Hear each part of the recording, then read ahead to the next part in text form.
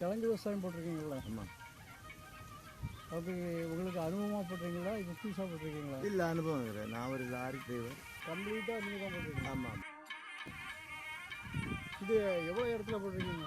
இது இப்போ வந்து கிட்டத்தட்ட வந்து 75 சென்ட். 75 சென்ட். முக்கால் ஏக்கர். முக்கால் ஏக்கர். சரி சரி. எவ்வளோ நல்லா செழிப்பாக இருக்குல்ல? ஆமாம், கிழங்கு நல்லா இருக்குது, அருமையாக இருக்குது. கிழங்கு நல்லா இருக்கு. ஆமாம் ஆமாம் ஆமாம். இது எனக்கு இன்னும் கரெக்டான பக்கம் எனக்கு தெரியல. சரி. எனக்கு அனுபவம் குறவுனால தான் இப்படி இருக்குது. இதில் அனுபவம் உள்ள ஆளுன்னா இது சூப்பராக கொண்டு வரலாம்.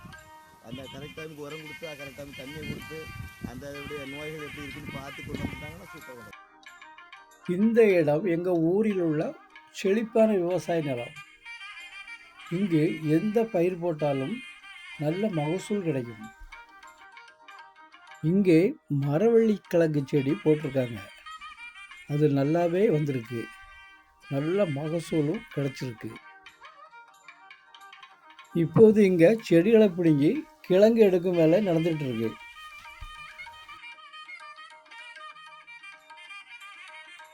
கிழங்கு சில மூடில் நல்லா இருக்குது, ஆனால் சில மூடில் இப்போ குறைபாடு தான் இருக்குது.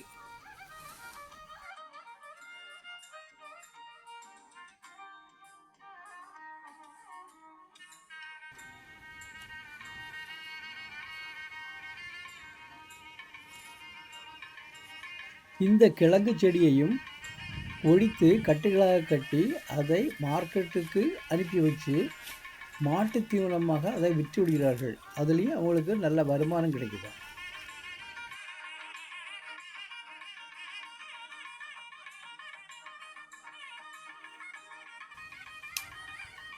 இதை மாடுகளுக்காக வாங்கி செல்வார்களாம்.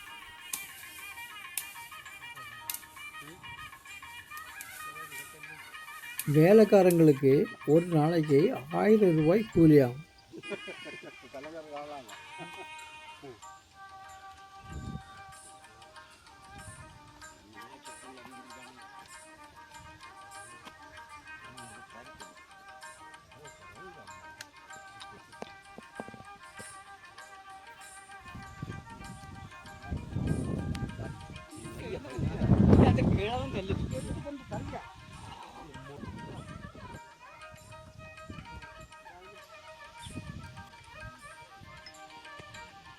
அப்படிங்க.